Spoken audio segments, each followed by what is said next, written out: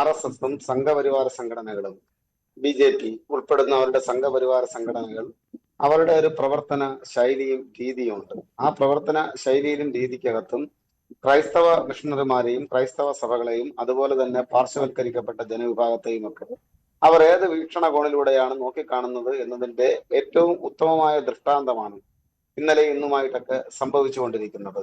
അവിടെ ഇപ്പൊ ശ്രീമാൻ PC ജോർജും അദ്ദേഹത്തിന്റെ മകനും കാണിക്കുന്നത് ഒരു ഓവർ അധിക ചാമ്പ്യന്മാരായി തീരുന്നതിന് വേണ്ടിയിട്ടുള്ള ഏറ്റവും പ്രധാനപ്പെട്ട ഒരു സംഗതിയാണ് അവരുടെ ഭാഗത്ത് നിന്ന് ഉണ്ടായിക്കൊണ്ടിരിക്കുന്നത്.